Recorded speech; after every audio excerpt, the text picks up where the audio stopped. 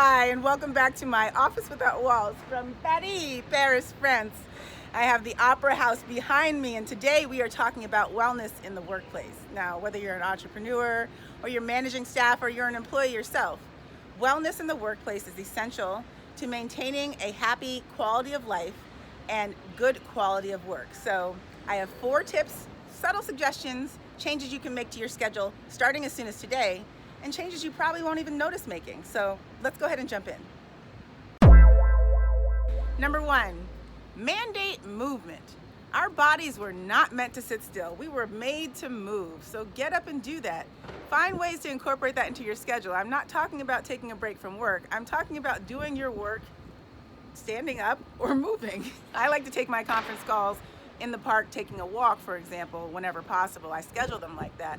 But there are different ways to incorporate movement into your day. Keeping tools around to make that possible, like resistance bands, for example, at your desk, is a great way to do that. Resistance bands come in all kinds of different shapes and sizes, booty bands, the ropes, the ties.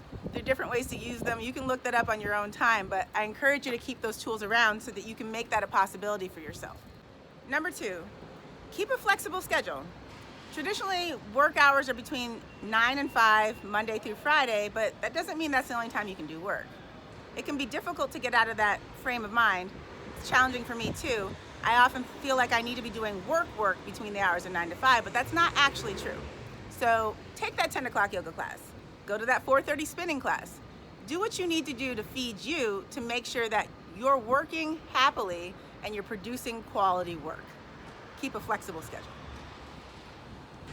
Number 3, avoid isolation.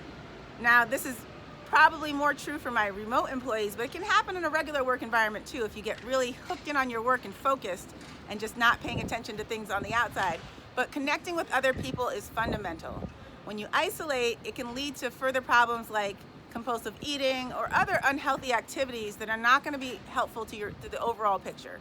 So avoid isolating, get out there, interact, schedule lunch dates, make a point to interact with other people. Number 4, and this is an easy one, but access to nutritious foods and water is important. It can be very easy to forget about this, so plan ahead. Make sure next time you go to the grocery store, grab a couple extra apples to keep at the office. Make sure there's bottled water on hand. You don't want to wait until you're actually hungry or thirsty during those long hours to try and figure out where you're going to find those options. Have those options readily available for yourself. Get in the habit of picking them up whenever you're at the grocery store and keeping them either in your car or at the workplace.